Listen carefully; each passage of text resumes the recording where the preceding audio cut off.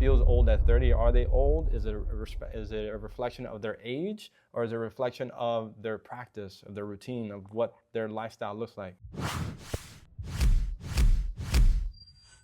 Hey everyone, welcome to another episode of the BFit Brothers podcast. This is going to be a special one because we have a very special guest. As you'll notice, this is not Vic sitting next to me if you're watching the podcast, but he's here. Come over here, Vic. We've replaced him. I'm over here. I'm good. I'm not being held hostage, I promise. Just for today, okay? I promise. But this is Andy Fortuna. We are very fortunate. Oh, God, please skip that. Nope. To have you here today. No, That's how we're starting. Look at this face. He hates you. But seriously, thank you for coming, man. We appreciate you. Absolutely, I appreciate it. Hanging out with you guys is awesome. So Andy and I would always have really interesting conversations because we've been colleagues for a long time. Yeah. And I remember us saying once, like, we should probably film more of these because they're so, like, we would go deep in everything fitness and movement. And so, yeah, we're happy to have you, man. Appreciate it. Yeah, I'll definitely get in trouble and be like, where were you? My wife would be like, where were you? I was like, I was talking to Julian. And I'm like, okay. Julian again, huh? And it's like, so you were supposed to leave at 10. You're here at 11. Good. Nice. Okay, so Andy, you've done more continued education than pretty much anyone I know. Like, This guy has from traditional Chinese medicine to being an athletic trainer to doing manual therapy, working with athletes, working with Gen Pop, every continuing education workshop you can think of, fly across the country to do it, fly to other countries. Like, I really admire that about you. But because of all that, I almost don't even know where to classify you. So as a practitioner, how would you classify yourself? That's a great question. I've had a hard time with that, especially when I was on my own. I was trying to give myself my title a name, and it came through like 10 different things. And I couldn't really, I started with manual therapist, and then it was like performance coach, and then what am I really? And really, the funny thing is most people don't even care about what you call yourself. Most people who are coming to us, either strength training or rehab or performance, they're not like, what are your credentials? It's like, so I need your help. Either I was referred to you or I saw your website. So I realized it didn't matter. I go by coach. That's usually what and it's funny because Stop Chasing Pain, I forgot his first name. Perry Nicholson. I remember a podcast I did with him when I used to do podcasts, and he identified what doctor is. And doctor is a teacher. And I think that's what I resonate with most. I say coach just because there's a bigger spectrum to that. But I think really what I am is a teacher. Interesting. I like that. There's different disciplines that I teach depending on what I see in the person and what that person is looking for. So coach, teacher is probably the two that come to mind. Okay. So 2 things to add to that. Number 1, do you remember when I made the mistake of calling you a masseuse? Yes. Yes. The M word. Here's what you don't. When I first he says it doesn't matter, and now he's like, yeah, don't call me that. Well, there are certain words do mean something, right? And I think some people say a masseuse and it's fine, but when a massage therapist or a manual therapist is called masseuse, it's kind of like, because then there's a expectation. Yeah. Oh, there's a I don't know if I can say this. There's a sexual contact that comes with the word masseuse. Yeah, that was definitely one I did not want to be called. Manual therapist, massage therapist, when I was doing that. But no happy endings at Old Bull. Yeah, well, there's happy, just not the ending that you guys are. Just one part of that. Yeah. Well, it's funny. I would push back a little bit because words do have specific meanings. And when you say a word, it triggers whatever I think of as, like, for example, masseuse, right? So in a way, it doesn't matter. I get what you're saying where it's like, can you fix my problem or not, right? Yeah. Can you help me? Yeah. But on the other hand, sometimes what you call yourself, and like, I mean, branding is kind of all about that, right? Like using the right words and keywords and associations and things like that. So it is a little bit important to try to find, what category and what exactly it is that you do. That's a great question. Like I said, going back to teacher as a coach, that's where I kind of put my emphasis on.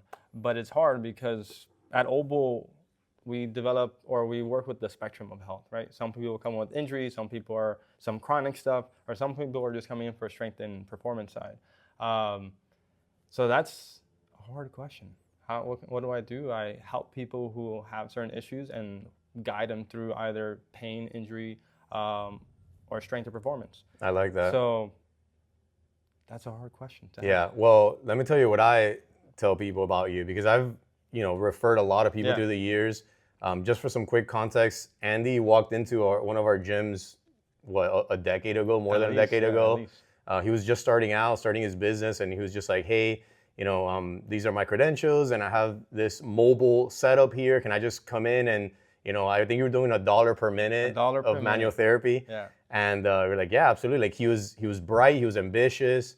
And then since then, it was just like growth, all the education, and you became a beast, So I referred a lot of people to you because when somebody had pain, like I know my limits as a coach. It's like, okay, that I don't know, so go to Andy, go to Andy. Oh, what does he do? Well, he does everything, He's a little bit of everything. He's a masseuse.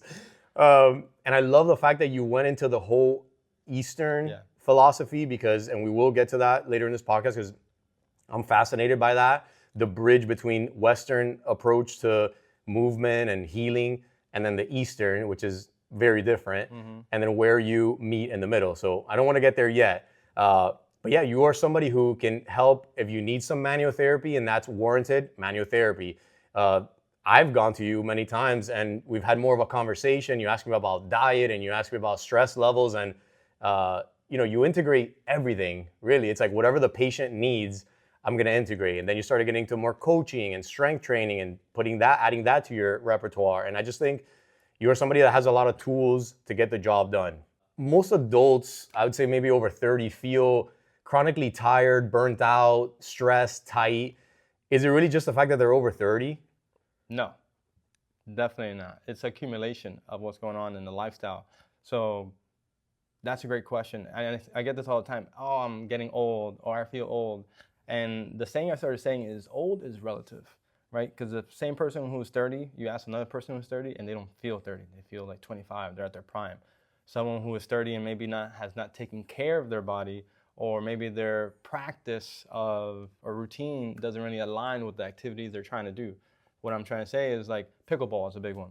A lot of people want to play pickleball, but didn't really have the necessary requirements for what the activity, even though it's just like side to side, right? But you start to see a lot of tendon injuries, a lot of chronic stuff that came out of that. But if you start to teach them, hey, this is what your activity requires, these are like the prerequisites you need, like just general strength training or just general preparation. So when you do those things, you're less likely to have these ailments. Or better yet, the word I like to use, you're more resilient, right? You have a higher threshold for those things. So it's not necessarily that people feel old. Well, I can't say that. They do feel old, but why do they feel old, right? And I tend to say too, like, what is the bag that they're carrying with you? What's that luggage look like? If you open that, right, is all their injuries, all the stuff that's going on there physically. But also, like, what is the story that they've been saying to themselves, or what is the story that someone has been telling them themselves? You're not good enough. You're not an athlete. So they're like, okay, I'm not gonna do those things, so that's not me. Versus for me, is like everybody has the potential to be athletic. No matter how old you are or when you start, you have the potential because everybody's a human body, has a human body. So, and the question is, if someone feels old at 30, are they old? Is it a reflection of their age, or is it a reflection of their practice, of their routine, of what their lifestyle looks like? I think it's the latter. I think it's their lifestyle and what they're doing. And a lot of people, once they hit a certain age or a certain event, injury or whatever, or maybe family passes away or family illness, whatever it is, they're like, I gotta start doing something. And they start doing something and realize that they're a little behind. If they start in a training, in a gym just like this, they start a class and they're like, oh my God, that person looks just like me and they're doing fine. Damn, I suck. So they have all those things. Or if they do a sport, like, man, I'm so behind. Should I even do this? It's not the fact that you are unable, it's that you are ill prepared. So I think to that question is not that people are old, right? We all age. I think the better your practice is, the better your lifestyle is, and to encourage those activities that you want to do, but more importantly, to encourage what you want to feel and look like at 30, 40, 50, 60. It's funny, I just saw a post, Strong Science posted, it was a 100-yard dash, sprinting. It's just, it's like just pouring rain, and you have these, I think it was 50 or 60 I've year olds seen or 80 years 70-year-olds old. do Whatever. it. It's It insane. was older, and they're just sprinting. Most people our age, not most, a lot of people our age who aren't as active as we are, they look at that and they're already like rubbing their hamstring and we're like, oh, I would never do that. And you see these guys are just like boom, boom, boom, and finish with a big smile on their face, no injuries, none of that. I read somewhere that I think like less than 1%, don't quote me on that, but it's some ridiculous percentage of people don't ever sprint ever again after the age of 30. So it makes perfect sense what you're saying. It's funny, they don't sprint intentionally, but when you have kids, You're sprinting after right? They're by the edge of the pool, you're like, and all of a sudden you're like, eh, right? Or something happens. Of people never sprint through the Oh, thank you, producer. What So was 95% of people don't. That's a huge percentage. scientifically verified, but Yeah, and by the way, for those who don't know, sprinting is one of the most taxing activities that you can do, but only if you don't practice it. Yeah, so going back to your question is does someone feel old, or is their life, their living, making them feel old? I think it's the latter. I completely agree. But let's play devil's advocate, and let's say it's somebody who's in their 30s or 40s and they just feel tighter. Let's just talk about tightness and stiffness, because that seems to be the recurring theme. We've both trained a lot of people, hundreds of people, if not thousands. And that's just like one of those things that like everybody, oh, I feel so tight, my hips. So what is that? Like if you had to explain to somebody what that tightness is, like why do you feel tighter, more stiff as you age? So the big word that comes out to mind and one that I teach a lot is accumulation. But before I go there, is like we become professionals at what we do. So if you all sit at a desk all day, you can become really good at being a desk jockey, I guess is the word, right? If you play sports, if you're a professional athlete, you get really good at your sport and you supply those things. If you are an accountant who knows numbers and all those things, and you know you're on a computer all day, you know numbers really well, you sit at a desk for the majority of your life or the majority of the day, so your body gets, right, what is it called? SAID principle, right? Specific adaptation to impose demands. Essentially what that means is the more and longer you do something, the better your body gets at doing that thing. Which is an amazing thing, because it's your body just adapting to the specific demands that you place upon it. 100%. So if that's sitting at a desk, or I'm saying sitting at a desk because it's very common, right? So then now when you start to express movements that are outside of that, gym, yoga, whatever it is, something that's now getting you from this position to a standing position or extension position, now it's like, what is all this, This right? isn't my comfort zone. Right, or you start to go into rotation or other things that you're not normally used to because everything you do is like in this manner. That's when the tension ball comes up, right? And then you're like, oh my gosh, why am I so tight, right? Even like jiu-jitsu athletes that I work with, is like, they roll 4 times a week, right? But they're really good in this position, really good in this position, like really good here. As soon as you start to do this, it's like, and you're like, you know. Which like, is interesting, because you would think like doesn't get any more fit than those guys, right? Like they're in such great condition, but again, specifically in those positions. Right, you hear the word functional, right? What is functional, right? So someone who's a BJJ athlete is high-levelly functionally fit for jiu-jitsu, if they're just doing jiu-jitsu. What you're starting to see now is people are realizing the benefit of strength and conditioning for other sports, right? So your jiu-jitsu athlete is going to benefit you to do like a strength and conditioning class or personal trainer, or doing stuff on your own, because it's going to supplement what you're doing on the mat. Plus, it's going to keep you relatively healthy so you don't have overuse things happening. So again, going back to this person who feels tight, is like, I would explore that. Why do you feel tight, right? So it's kind of going back to what are you doing constantly every day, right? You're probably getting really good at that, so has your body. So exposure is going to be a big one.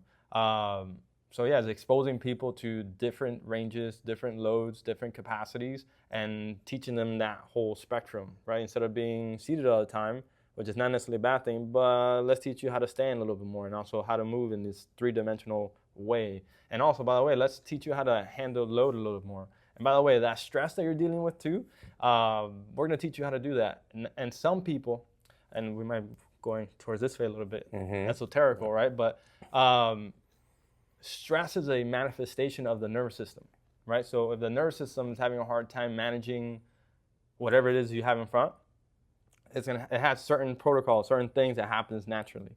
The cool part about that, if we talk about the SETS principle or just exposure, the brain does not know the difference between you sitting at work and being like, because of like a deadline coming up, and you're in a strength class or whatever, and your heart rate's starting to pick up, right? Or the challenge is becoming more difficult. Or even that, your intimidation just coming into the class because you're kind of like, oh, I know today's cardio day or today's light lower body, whatever happens in your brain, the brain cannot decide the difference between those two things. It just knows intensities. It just knows how your body's going to respond. So that same heart rate spike that happens at the computer, or for us parents, you have a toddler, 3-year-old, who's just like going full tantrum mode, and you're like, we got to go out of the house. Your body's what we call the HPA axis, or what your body happens, right? That stress response is the same in all three instances. The difference is the volume, the intensity of it. 3-year-old might be a little higher because you're time and it's a 3-year-old and you're like, oh, other things happening there. At work is a little bit, maybe a little higher, a little lower, depending on when that thing is supposed to be put in, the environment of the office. And then in the gym, it's a little bit more lax, but it's also indirect because people don't correlate that type of response. They just think about heart rate's going up. It's difficult, but they don't realize that the brain can't just be like, oh, I'm in the gym. Oh, I'm at the office. Oh, I'm in front of a 3-year-old. It just knows, all right, my heart rate's picking up. I have all this tension. My breath is changing. Oh, shit, we're in danger. Kind of like flight or fight. 100%. Response. The sympathetic response happens. I want to go in deeper with that because there is a fundamental difference between feeling that stress response at work, where you're just sitting there and can't really do anything about it physically, because what that is, correct me if I'm wrong, but that is your body trying to tell you, go, move, right? So what is the difference between that stress response and the elevated heart rate and all that when you're at work, and then when you're in a gym with that similar response, but you're also moving your body and you're circulating that blood through your body and your muscles are working? The difference, I believe, in my experience, is the perception of the person in it, right? So like I was saying, it's indirect because we don't realize that although the body is going through the same processes, consciously we know we're in the gym. And consciously we know we're at work. So the response might feel a little different. And again, it's the difference of you knowing and being aware of these responses and being like, oh, well, I'm at the gym. This is normal. Oh my God, I feel this. It's at work. Or I'm in front of my child. Oh, here we go again. But the cool part is that because training is less, how can I say, it's not as scary because you're training. But when you're in front of a child, there's like, you have all this parental trauma that you're starting to build up, all these triggers that you're like, oh my God, what do I do? The insureness of that. But also at work now, you have your livelihood at stake. You also have your peers that are a part of it. So all that adds into the experience, versus in your strength training is like, it's me and a coach or me in a class. I'm a little more safe. I'm okay. Oh, this is just part of it. So, but the cool part is, because the brain doesn't really understand the differences, right? How you cope with it in your strategy, you can now start to incorporate it in this world as a parent, and in this world as someone who works at an office or whatever your career is, whatever it is, right? Only if you are aware of the triggers and only if you're aware of what's happening. Because unless you're aware of like, oh, my heart rate's going up. All right, my heart rate's down. I can jump back in. I'm in front of a child. Oh, my blood's boiling. This little adult is like, yeah, I can't do much about it. She's safe. Everybody else is safe. The next step for me to do, I say she because I have 2 daughters, is, okay, as long as you're safe, I'm going to give you 5 minutes to simmer down while I do other things so I can or I need to tag husband, wife, you're in, because right now I'm tipped over. I can't. So There's true, nothing man. that I can do here. I'm not regulated, so I cannot regulate this little person in front of me. It just doesn't work. That's such a good point. So the same thing in the work, right? You start to feel, instead of keep going, is like, let me walk away, let me go to the bathroom, come back. The same strategy we do in strength training, in conditioning, all those things, is like, my form is breaking down, I'm having a hard time. Sometimes we can't notice it, but our coach can. And then eventually as a coach, and that's where I really harp on, is like taking those moments to be like, you see what happened there? And they're like, what? I was like, what'd you feel in your shoulders? Or did you breathe? Oh, I didn't. The idea is then to be less me cueing that and more of them being like, or stopping and then. You're trying to build awareness in themselves. 100%. Not just when they're working out, but all the time. Because once we, in this safe environment, there's less judging here. As a parent, you get judged a lot more. As in your work, you get judged a lot more. I guess pressure-wise too here is like, oh, it's just movement. It's just exercise. You know, it's whatever I mess up here or whatever it is. But if you start to learn how to build that awareness and those triggers that starts to happen, the heart rate, people are going to react the same way they do now in a board meeting, in front of their children, in front of their spouse, driving, right? Same typical behavior is going to happen. Heart rate, clenched teeth, right? Which, by the way, is like chronically doing that is not good for us. No, and it's funny that you mentioned that because I remember driving one day and I was just like this. I was like, shoulders down. I was like, what's happening? I'm fine. But I was in my head thinking about all these things. Yeah. And then I realized, oh, if I'm doing this and I'm teaching this, for 100% my clients and patients are doing this. So I started realizing, I was like, there's much more to this than meets the eye. But our power as coaches, and that's something I learned at Obel too, where Katie, is a driving force in a lot of this stuff, is like, I just kind of go off tangent. But I used to think, as a manual therapist, I was the only person able to do hands-on things. And coaches were the only person that were able to do the strength part. And PTs were only the ones that were able to do the PT part. What you realize is, as a strength coach and a coach in general, even a baseball coach, a football coach, how many times are they in front of their athletes, right? What type of influence do they have? And us, right? What type of influence do we have compared to a physician? I haven't seen a doctor in a very long time, right? And most people are the same way. So as a coach, it doesn't mean you have to get a medical degree. But if we start to realize the person as a whole and how often they're with you, I would argue I'm with my clients more than I'm with my family. Oh, 100%. You know More with what I your friends. I say that all the time. So spend a lot of time with them. So you learn a lot about the human being in front of you. So if you can teach them a little bit about themselves, it goes a long way beyond strength and conditioning. And that's what I started seeing in Eastern medicine. I'm not going to go into much, I don't want to run into it too much, but the problem I started seeing as a manual therapist is I wasn't very good at programming. And the rehab side, I wasn't really confident. So to your point, I was like, I gotta go back to school. Or I took all these courses, I was like, still not there yet. There's something I don't know here. Went back, I went athletic training route. This is PT, had too many prerequisites, but that's a whole other TED talk, which is that now they're similar.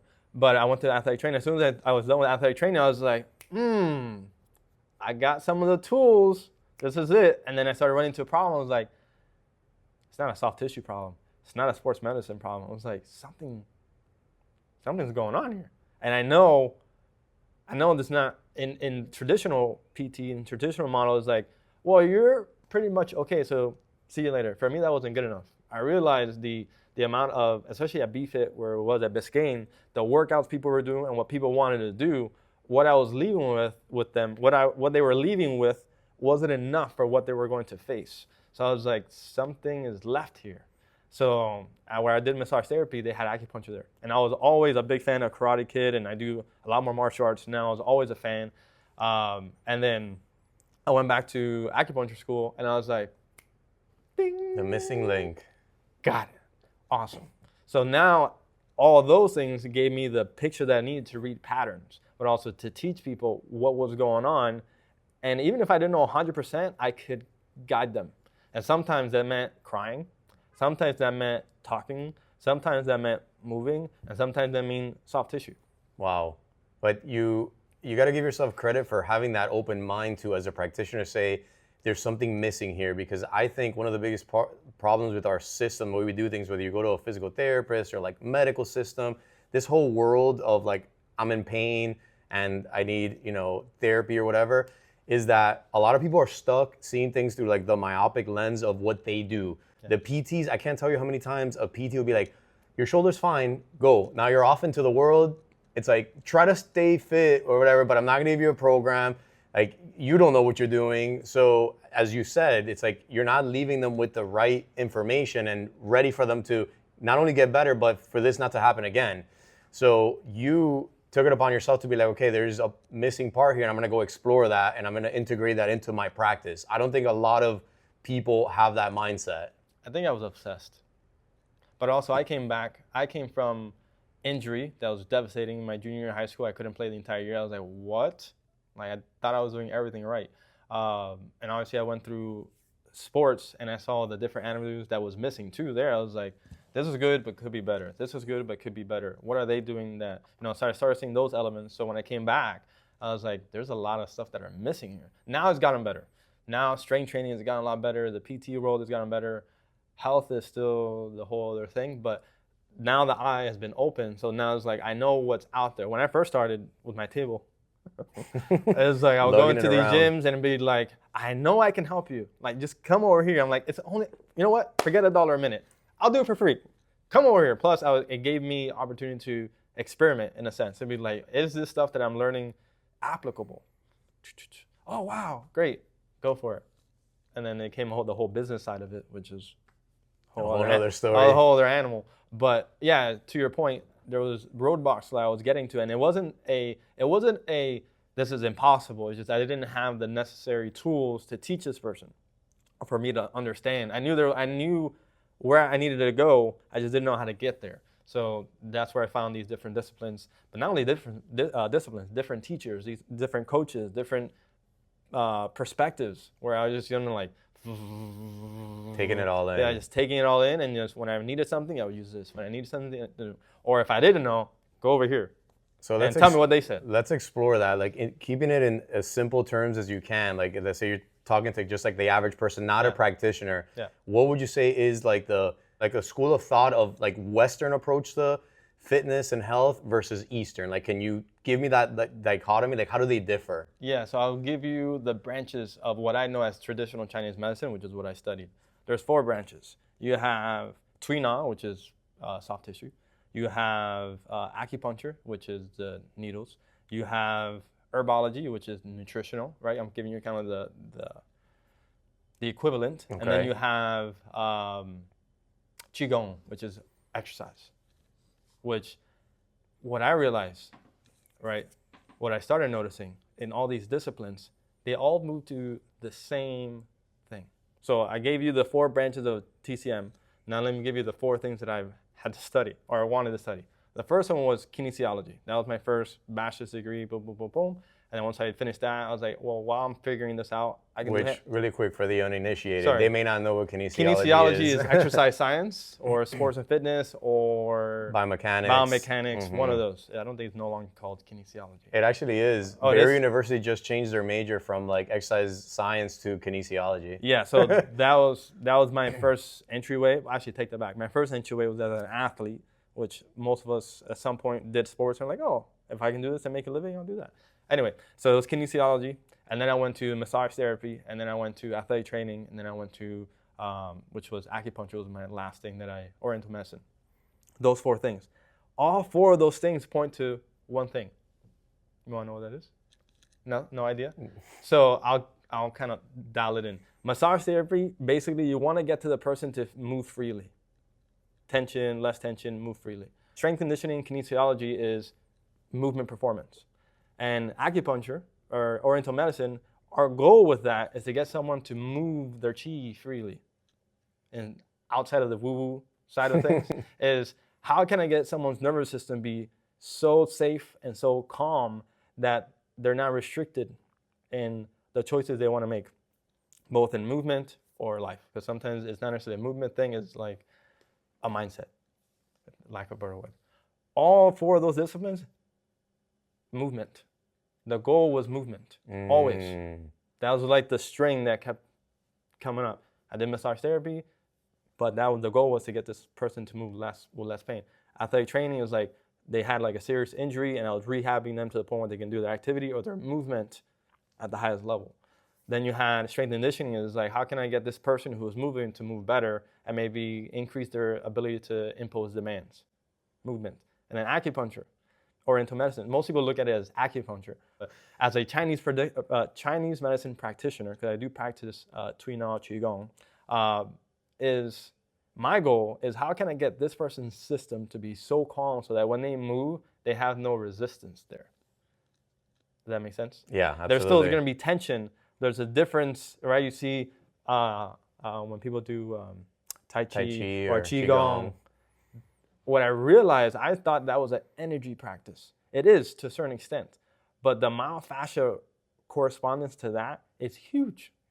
Interesting. Right? Even a lot of the Kung Fu forms, a lot of that was like myofascia training 4,000 years ago. They knew exactly what was going on. And if you look at like myofascia chains and all those things and how it's like mirrors acupuncture lines and meridians. Yeah, that is really interesting. Like they're on when point. They talk about when they feel something at the edge of their finger, yeah, they do feel like the blood flow and the energy. You feel like the ting is what we call in Chinese medicine, right? You feel the sensation.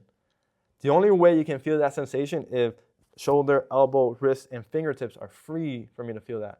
But if you don't, right, if you get anybody to do this, they're not going to be able to do that. They're going to be like, right? So much tension here. But the more and the better you get at freeing that movement, then you start to see, that but then free you see, flowing, right. But then when you smooth. see Kung Fu, right, you see that same movement and they coil in and they go, it's the same movement.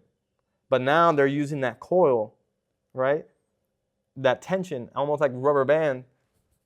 You know what I mean? Mm-hmm. And when you start to put those things all together, you're talking about like 4,000 years of science, 4,000 years of like, think of what we know as in strength conditioning now. Imagine 4,000 years from now. What is sports science going to look like? That's what a lot of people don't realize is that one of the main differences between the two is that the Eastern side of things, they've been doing this for 4,000 years. They've had a lot of trial and error. The Western side, a few hundred years? Like there's a huge difference there. There's a lot of wisdom in that. And so much jumps in Western medicine, so much jump in sports and performance that's happened in the last 5, 10 years. I want to double click on something so that make sure everybody gets it, is that movement is healing. Movement, it's like motion is lotion. Movement is medicine. We hear all these things. It's something that we try to tell people all the time because the body was meant to move. So a lot of our ailments come from, like you said, lifestyle and not moving enough.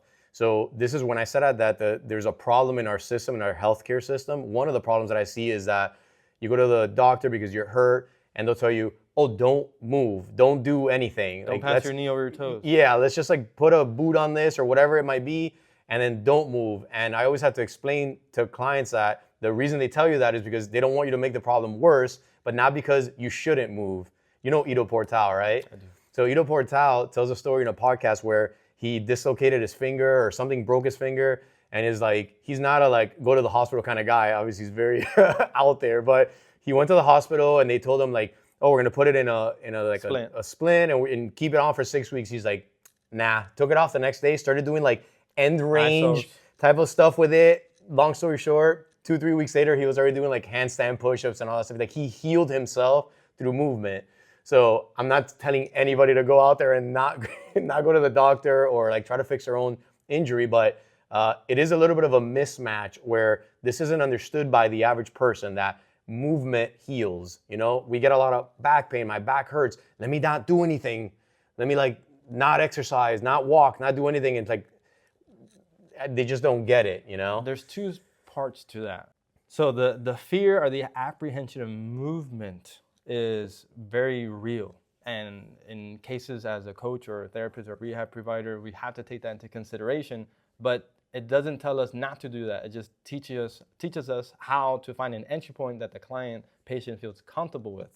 And sometimes you have to do a little bit of wax on, wax off, where they're doing a hinge, but they don't really feel like they're doing a hinge because all they're really doing is pushing their butt to the wall.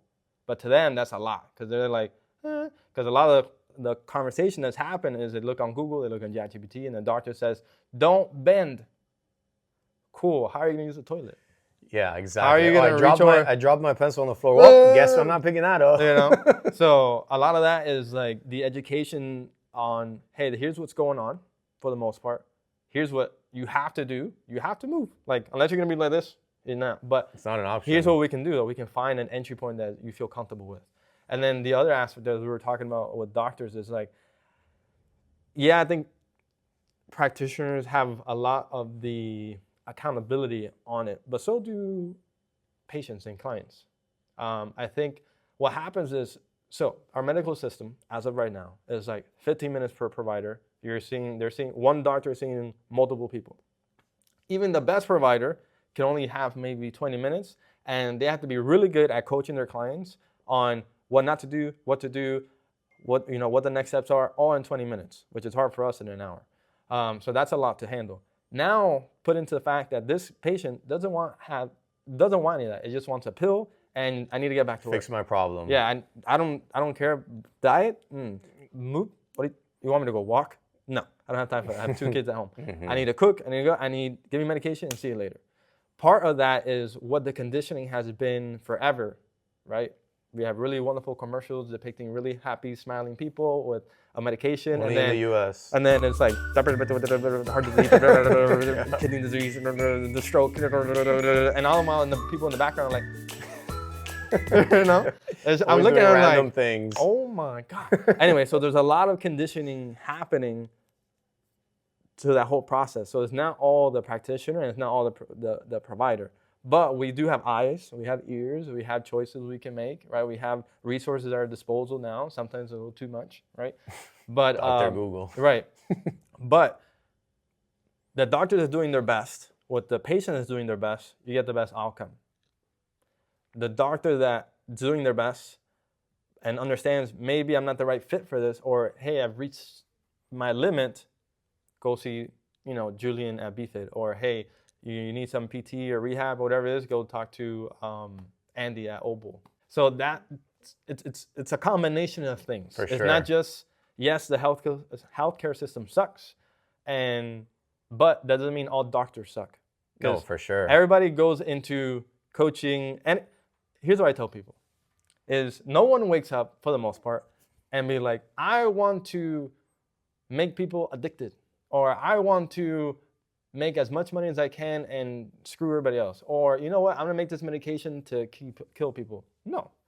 I would say almost every invention has been made for some type of progress, right? Medication, disciplines, methodologies, technology.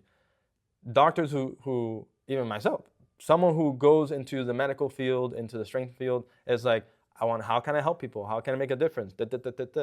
Right? Even doctors as well. You're a very optimistic person. Yeah, I would agree. I would argue. I was just thinking of like the pain pill. What do you call those pill mills? Yeah. Where the doctors get in trouble because they were just like cash based, giving people. Here's opioids. my next thing, right? Okay. You go into the field like that, and then you get spit out with all this. The reality of all this information that, even us as rehab providers, I would argue that a lot of stuff that we learn in school, we don't use.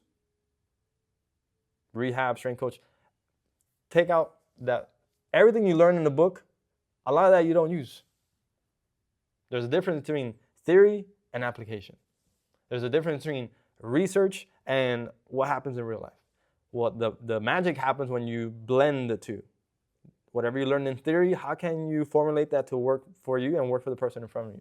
What you learn in research, how can you formulate that and work for you so your experience now, the person in front of you can collaborate. Versus being like, this is what the book says, this is what the research says, or also being like, I've been doing this for 20 years, so it must be right.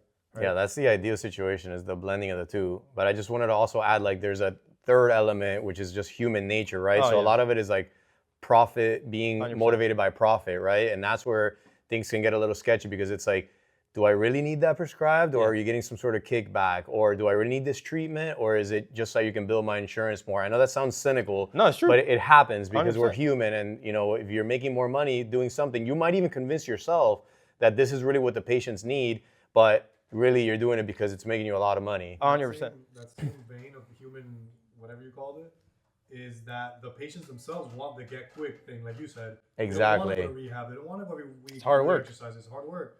Give me the pills, like get me better now. So yeah, it's can't hear any of that. So no, I can hear some I'm sure of they it. can. It's conditioning on both fronts. I think as human beings, it's our responsibility to do the good.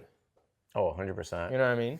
As a doctor or as a practitioner or as a coach, if what you're doing is sketchy and you're making good money out of it, good for you, but bad for the people who are not getting the good end of it, right? Mm-hmm. And it's up to you to change that, or it's up to the person in front of you to be like, nah, I don't connect with that. That doesn't make I sense like to what me. you say about the accountability of the patient, because I'll give you an example. Our dad's a doctor. Yeah. And he is, doctors have a bad reputation for like, oh, they don't know anything about nutrition. Like people in our field love to like hate on them because they didn't vice learn too much versa, about exactly, and vice versa. But our dad is the type of doctor who encourages exercise and movement with every single patient and encourages like good nutritional habits. So he is, like you said, he's a good doctor. However, he's like, you don't understand how hard it is for me to get these, it's mostly elderly people, to just do basic like body weight squats, like sit down onto a chair without using the arm. Like he shows me how he teaches these old people, right? And it's like, that's all I want you to do. Like 2 sets of 10 every day. Just sit onto your chair and get back up and don't use your arms, because we know that simple act of using the legs and doing those squats up and down could be the difference in your quality of life in your last few years of life, right? But he says people don't want to do it. Obviously they don't want to do the hard stuff of, a few sets of squats per day. So there is some responsibility on the side of the patient. 100% on both ends, right? So it's not like, yes, as a professional and as a provider, you have, right, you sign this oath, do no harm.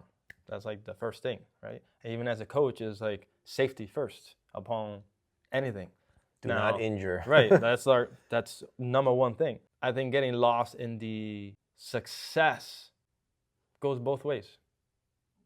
I think it goes both ways, because even you as a successful person, as a patient who's dealing with something, sometimes slowing down is hard. Meaning someone who is a busy professional and needs to solve this issue, instead of slowing down and finding the right person, they rather get the quick fix. So I guess the question is then, what is success? Who is a successful business person? Who is successful? I think you were having a conversation earlier with your client, is like a billionaire who has poor health versus someone who was poor, a homeless person with their dog, happy as can be. Who is really the rich person? You know what I mean? I think the responsibility falls on humanity as a whole. I think with the amount of information we have now, it's hard to be like, I didn't know. Yeah, ignorance. Yeah, and and as a practitioner, it's hard to be like, it's not my fault. Versus you can be like, well, here's my recommendation. If you don't feel like that's something that aligns with you, here's another practitioner. Versus being like, okay. That's asking for a lot, but it's the right thing to do. I know. Absolutely.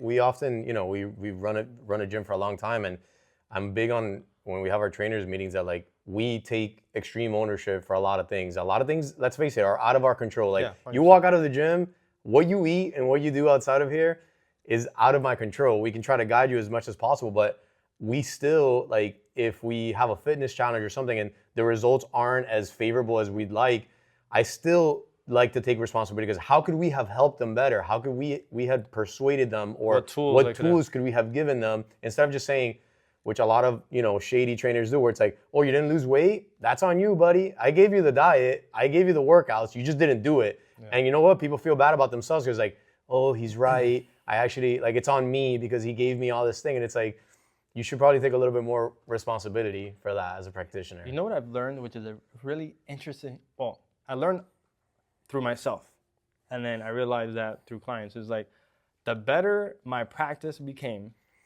practice being my morning routine, how I eat, all those things, the better everything else became. That's usually the hard part. If I focus then on, all right, you know what? I need to start training a little bit more. And the better my practice in movement became, however subtle and simple it became, it started to grow. Whatever it was a minute became 5 minutes. Whatever was 5 minutes became 10, 15 minutes. What happens then is the body starts to require certain things, right? Because now your identity changes from this person who was not training or immobile or not active to active. There's a switch that happens in the brain. And from there, certain things have to happen if you want to continue being this new person, right?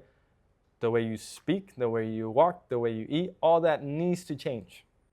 If not, you go back to the person you just wanted to, or through practice started changing. The cool part about that is as that change happens, it starts to ripple into diet, lifestyle, mindset, Like I mentioned earlier, as a coach, we have such a influential part in people's life that it doesn't have to be, like you mentioned, super micromanagement into the other things. Like I mentioned, in the 4 disciplines I have learned, they all lead to movement. So if we reverse engineer, right? If we reverse engineer TCM, sports medicine, strength and conditioning, and soft tissue, manual therapy, they all lead to movement. So if I improve someone's movement, what does that say about soft tissue health?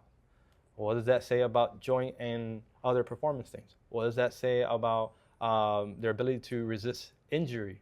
Not prevent, that's impossible unless you live in a bubble, and even then your injuries then in metabolic health, but then that's a whole other story. And then in TCM, the better you move, the better resilient you are to stress, and the more resilient you are to stress, the more it takes for you to be stressed. Now as a coach, right, I get students all the time, hey, what route should I take? I'm thinking of doing this, doing that. And I was like, very interesting. Good luck, buddy. Very interesting you asked me that question. If I would go back, I would do 2 things. I would do strength coach and massage therapy. Massage therapy because it gives me the experience with soft tissue wise, and then strength coach because of all the movement performances. The soft tissue is not necessary. The ability to have to put hands on people is not necessary. I thought it was. I thought you had to. I mean, how else? A lot of people think that too, how especially when they have tightness and pain. How else would I make this change? Change only happens through stress. If the tissue does not know how to manage stress, then that's where the problem becomes. Yes, soft tissue helps kind of. Can you elaborate on that? Because I can see people being lost. I will. Right. I mentioned the thread and movement and all these things, right? Is as a coach, simply helping someone move better, a couple of things are going to happen. One, they start to see these new perception of their abilities, right? Movement. And then as a coach, and programming does not have to be complicated, even though there's so many things happening. 5 basic movements, load them progressively. I believe it's 5 or 6. Load them progressively. Things are going to happen. Soft tissue is going to change. Graded exposure is going to change. Basically graded exposure, meaning in the sense of mind, is like what you thought was hard is not as hard anymore. Your ability to handle stress changes, right? So, and then at that point, your performance changes because now at that point, your ability to do things with your body has changed. So as a coach, you have the ability to influence 4 disciplines with only knowing 1. Movement is the driver. How cool is that? So when students ask me, what should I study? What do you want to do? Well, I want to, do like physical therapy and I want to do this. And I'm like, no, what do you want to do? Like, how do you want, what do you want to do in the day-to-day? That changes things. Now, different scopes give you different skills. Chiropractor, PT gives you different skills. They give you different skills, but they're all leading to the same thing. So going back as a coach, right? If I want to influence somebody's nutrition, I can do that indirectly by influencing their movement. Because as they start to move more, train a little harder, their body's going to ask for certain things.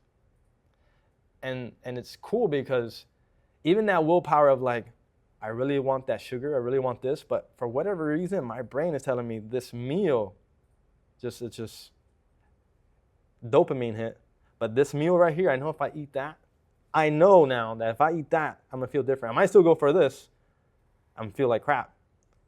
But just knowing this meal is what I need, that's a big change. Yeah, the awareness in itself. Yeah, that's a big change. So as a coach, however you want to, going back to label or title, however you want to call yourself, if you're someone who teaches movement and progressively loads that and you want to build onto that, I think, and that's where we're starting to see healthcare change into, right?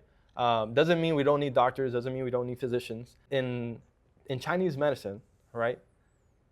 Usually, if I'm not mistaken, a doctor was like assigned in the old days to a village. And the only way you got paid is depending on the health of your village. Really? So it was your responsibility to coach your village, to teach them. Not everybody needs a medication or herbs or whatever it is.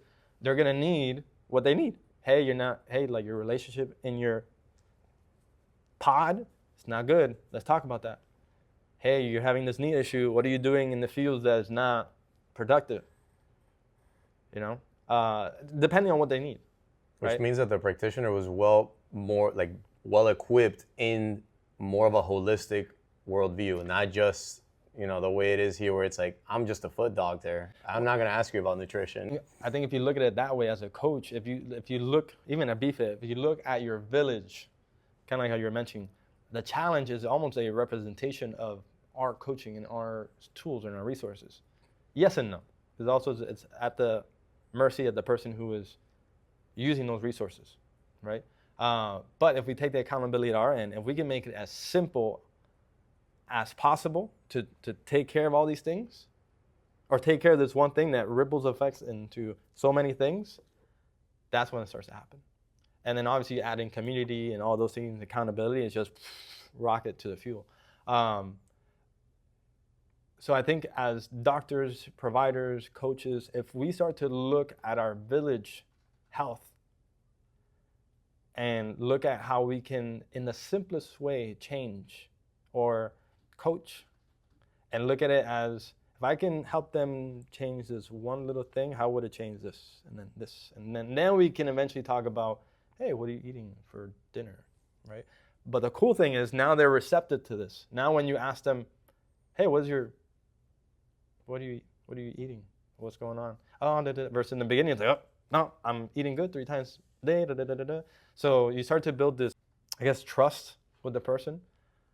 But yeah, it's a cool thing as a coach when I like to say like the graffiti, right? You start to like guide them into this, and they start to ask questions. Once they start to ask those questions, then you realize, oh, I can now open this door. I like what a good psychologist would do. I used to force this because I knew where I wanted to get people. I knew what kind of door I needed to open, and I'd be like, so talk to me about that. What's going on at home? I shouldn't have done that. I should have been like, all right, let's go to movement. Let's do this. And then little by little, you'll start to, and I'm sure it happens with you guys, they start to talk. Okay. Oh, yeah. All right. Cool. You don't have to go too much into it. But then now you give them that space to talk about it. And then they start to talk about some of the difficulties that they're having. And then if it's nutrition or whatever it is, then you can like beep, beep, beep, beep, beep, beep. But movement is the training is the vehicle. And then through that, you have different stops that you can, depending on your scope, depending on what you feel comfortable talking about. Or then now at that point, you can be like, yeah, I thought that was the case. I think we're going to have to set up a consult with Karina for your nutrition. Mm-hmm. Or, yeah, I thought that was the case. Let's set up a session with Andy or with Romy. At that point, it's not even a sale. It's like, oh, okay, thank you. You're guiding me. Then you start to have this ripple effect, and yeah, you start to see this, and that's the cool part of me being at Opal and being like strengthening now. And strength coach stuff is, before I was just a manual therapist and someone who was trying to go into the movement side, but people only saw me a certain way. Mm-hmm. So when I said, all right, let's get on the table and let's move this way, they're like, wait. I thought we were going to just do myofascial things. I said, yeah, but we need to do this. So there was like restriction, and there was like a brand friction there. So yeah, anyway. That's a really interesting perspective. I want to finish with like getting more practical, right? Sure. So somebody's listening and they, even though maybe they're moving, maybe they're not, but what is a simple, I like that you use the word practice. That's not a word that a lot of people would use, but I think it's the right word. What is a simple practice that people can do to maybe move a little bit more consistently, or just feel better in their own bodies? Like, what would you say to that question if somebody just came up to you? It's funny, at Opal we talk about entry points. I think it depends on the entry point of the person. What is their functional capacity at the moment? So if it's someone who has no injuries, no issues, but it's a time restriction, okay, go for a walk. Try 5, 10, 15 minutes, right? If you can add that in, then what's to say we can add some bodyweight movements into that walk? Cool. And the problem is people get fixated in like, oh, what's 5, 10 minutes gonna do? What's like a set gonna do? What we're looking into building is the practice. That's the key, right? It's like in 100 days, 30 days, 10 days, 2 weeks, if you walk 5 minutes and then 10 minutes and 15 minutes and then 15 minutes turns into like a bodyweight movement, what tends to happen? You get a little bit better. You're like, what if I put a little weighted vest? Or hey, look at those dumbbells I have. And start to take that. It's funny, you see people with, and usually it's the older population, that you see them walking, they're doing this. Right? I used to be like, now I'm like, they know. Good for you. Now I'm like, they know that's the magic pill. You might make fun that they're doing this, or they're not like doing kettlebell swings and not or sprinting like we talked about earlier. But they understand it's movement. The regular movement got easy, so they added weight. They don't know what for the most part. They can look up stuff and whatever. But when you start to now, this simple practice starts to develop into a little bit more complex, not complicated, complex. Then that's when you start to have this adaptation take shape, both physically and mentally. Now you start to say, I'm no longer a person who doesn't move. I'm a person who walks. I'm a person who does a body weight. Who's a person who does strength training, who does classes at BFit. I'm a person who goes for a marathon. I'm a person who, now I go to the park with my family. I'm not scared to run. I'm not scared to lift my child up. I'm not scared to, and when the doctor says, or when I get injured or I have a tweak, I'm not longer disabled. I'm just injured. Right, so I have this pain, but it's not going to limit me. I know what to do in my practice to take care of this. So if I'm this person that's like this, walking, but I have back pain, I might just go back to the walking. It's an identity shift. Right, and then now from the walking, I go back to, okay, now I do the body weight, and then now I go back to the strength training, and then I'm back to BFit classes. Does that make sense? Yeah. So it's like simple, progress. As you progress, you make it a little bit more complex, meaning you add other elements to it, but not complicated. As soon as we make it complicated, do more, often, you make this so much of a thing, then that's where the problem becomes. So for someone who is time restricted, make it easier. Someone who doesn't know what to do, find someone.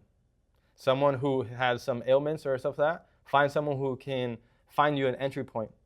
So whether it is lack of time, lack of knowledge, pain or restriction, there's always an entry point, and that's what we're trying to look for. Once you find that entry point, you just keep pulling that thread.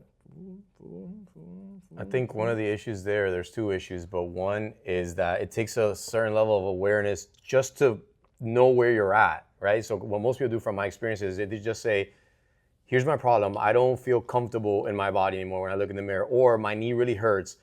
Gym near me, ortho near me, or whatever. Let me fix that problem. But you're right, it does take awareness. But it's just even the fact of looking up, whether it's the right choice, they've made a choice. They are no longer now the person who's just injured or in pain. Because a lot of people just ibuprofen. Yeah, they injured, just take it. My cholesterol's high, high blood pressure's high. I'm fine, right? But then as soon as you make a decision to make a change, you've made that decision, and then you're on to the next step. And then hopefully the person who's in front of you can now guide you to the next step. Or the research that you look at guides you to the next step. But going back to the thing is like you still have that responsibility at the end of the day. You have to accept that first and foremost. Now you as a coach, you can be well-equipped to work with this person. And the saying is like, when the student is ready, the teacher will appear. And when the teacher is ready, the student will appear. Right? It's like when the client is ready to make the change, welcome to BFit. I like that. Right? I remember what I was going to say. A lot of people see it as a means to an end, right? Oh, yeah. So they'll see movement. They don't even call it movement. We call it movement because we're practitioners, but they'll see exercise as I need to lose 20 pounds, or I don't know, I want to do a 5K because my friends are doing it, or I want to look better for this cruise. And then there's an end date, there's a deadline. I think that we would both agree that your practice, you're trying to figure out a way to make this practice like sustainable, long-term, a lifelong thing, even though it's going to change and there's going to be phases of your life. But I think that I always try to tell people, once you've made that identity shift, like this is a new you. You got to figure out a way to keep yourself moving, keep yourself doing things that are good for you, that are healthy, not just, okay, I lost the weight. Like you wouldn't believe the amount of people who still in 2026, they see a thin person at a gym, they're like, why are you here? You know, so it happened the other day. That's why it's like so crazy. And it's like, for you and I, that's like, what do you mean? It's nonsensical, you know? But that's the way that people look at things. Like, your problem is solved. You're ripped, you're skinny, you're whatever, like, go. And I think that us telling people that that's not the reason you did, this isn't a means to an end. This isn't just to lose weight or to be strong or to hit a PR and a lift. It's much deeper than that. Yeah, those are just plus to the practice. Exactly. The practice is the key, right? Or the process is the goal, not the goal itself, right? But it goes back to like motivation over purpose. It's like a lot of people are motivated to train, motivated to make the change. What I challenge people is to find the purpose, because motivation is fleeting and even changing day to day. The purpose usually will stay the same for a long period of time and then evolve. What do I mean by motivation? My motivation could be to lose weight, to get out of this pain, to reduce my high blood pressure. My purpose is to now be this person who, when I play with my kids, I don't have to worry about getting injured or having a heart attack, right? Or, hey, am I going to even see my girls when they're 15 because of the case of all this metabolic stuff? Like, that's my purpose. Or my purpose could be, hey, you know, I want to be the role model for my kids to see me being active. That's my purpose.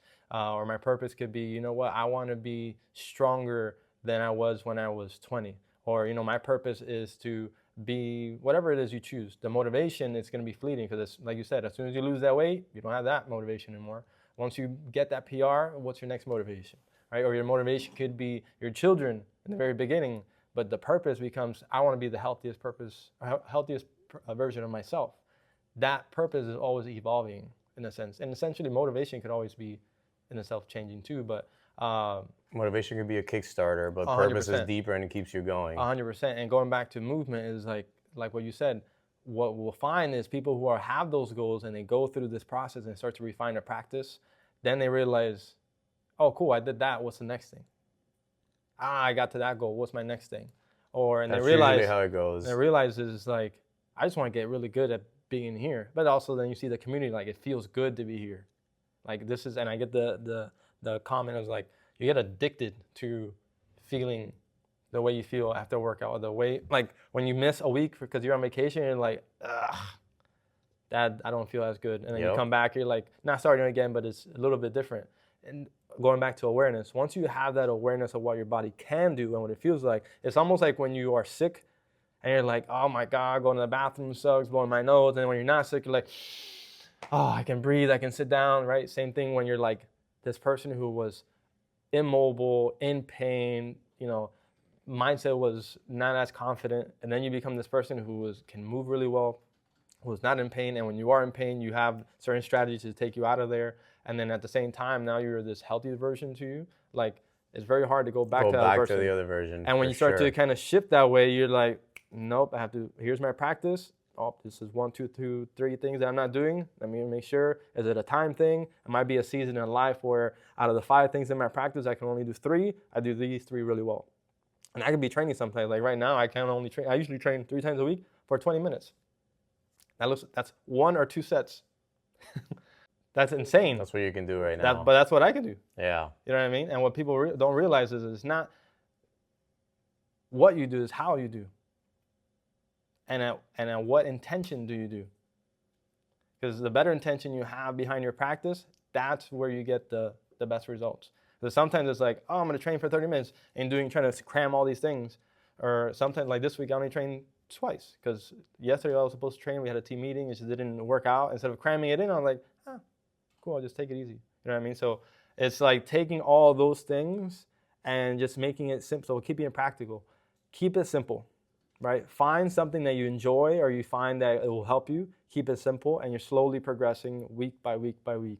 Even as you progress, a progression is also sometimes not doing the thing or doing less of it. What we call, I learned about this the other day, is no gap practice. Meaning, if you said you're going to train 3 times a week, and that 3rd day, for whatever reason, you only have 1 minute, you only do 1 push-up or whatever you can do in that minute. You've kept your practice to move on to the next thing. Just dialed it back. 100%. For me, my goal with my clients and patients is to get to the next session. Because I know if I string enough sessions, we know a physiological change happens between 8 to 10 weeks. If I can get them to do consistent things over those 8 to 10 weeks, that's where the magic happens, right? My goal is not to crush them on this session. My goal is to see how they're presenting, give them the tools they need and the challenge they need. That might be a little bit less if they're coming back from like a trip or whatever, or they're just like super tired, not enough sleep, whatever it is. What you write up as a coach is not law. It's a suggestion, in my opinion. How the person presents is going to tell you what of that are you going to do that day. Yep. If that at all. Sometimes I'm like, scrap the whole thing. Yeah, we're doing Turkish sit-ups and we're going to do some Arnis today. Yeah. And they're like, oh, thank you so much. Sometimes we get caught up in like, well, clients are paying for results. Yeah, but they're more importantly paying for your guidance. And there's a lot of things they don't know where you know. Even the simple things. Sometimes you can see a patient or a client and you're like, okay, today is not the day to push the gas pedal. Today we're going to pull back a little bit. Hey, we're not going to go for an hour, we're going to go for 45 minutes. Again, it goes back to that awareness that you have as a practitioner. And the better you get at that, and part of the course that I created in May is like learning how to go from table to training. But forget the table, how to go from this person who sympathetically is just, and what tools do you have in place to get to the point where you can find this entry level and challenge them and get what they need for that day and string them together. And like I said earlier on, is like earlier in my career, I thought manual therapy and all these things were just to one person. I don't think that anymore. I think as a coach, the better you are with your tools, and you can do all those, like I said, you can do all those disciplines as a coach. You don't need to do it with your hands. You might do it with a foam roller. It might be a breath. It might be a conversation where you reset their nervous system, soft tissue-wise, or whatever it is, and you start to learn how to navigate between these disciplines. And now this ripple effect of movement and then from one session to another session to another session, from week to week to week to week, and you see all these progressions. As a coach, man, I think we are not undervalued. I think we are underestimated. Even myself, I underestimated coaches because we pigeonhole people. Hey, you have to do the certain amount of courses, you have to do a certain amount of things, where there's coaches who know more than I do, and all they do is strength training or whatever. But they've had all this exposure. And there's some doctors that have or not just doctors, people who have all these degrees and letters behind their names, and yeah, they have a lot of theory, but they don't know how to read the person in front of them. They're still pretty closed-minded, and they haven't opened up to that awareness. Yeah, my goal is to try to create a space where I can teach people how to read those things in clients and patients and how to find those entry points. And that's where I'm headed. I love that, man. It's been great to see your evolution, and we could talk all day, but yeah. Victor's in the back like, it's done. An hour 10, boys. Sorry. We're gonna put all your links to your training and your website and your workshop and anything else that you want us to put, your social media. But I just wanted to thank you for coming out here. Enlightening conversation as usual, and we hope to have you back someday. Awesome. Anything you want to plug? Anything you want to sell? We're gonna put it in the. Yeah, but let him talk about it. The biggest thing I want to sell is you guys, man. I mean, I think as a client, person watching, an athlete, you are your best coach and your best doctor. I think the more you realize how much power you have, the more awareness, even though how difficult it can be to show up to the gym or to make that conversation, I think as a human being, we're just scratching the surface on what we can do. I think the more courage we have to ask the hard questions, the more courage we have to do the hard things, that's where the magic happens. So I think my biggest plug is like, keep it simple, stay consistent, and that's where the magic happens. Love it. Andy Fortuna, everybody. Thanks a lot, brother. Absolutely. Appreciate you. All right, guys. Well, you know what time it is? It's the time that we say, thanks for tuning in to another episode of the BFit Brothers Podcast. See you next time. Hope you got a good day.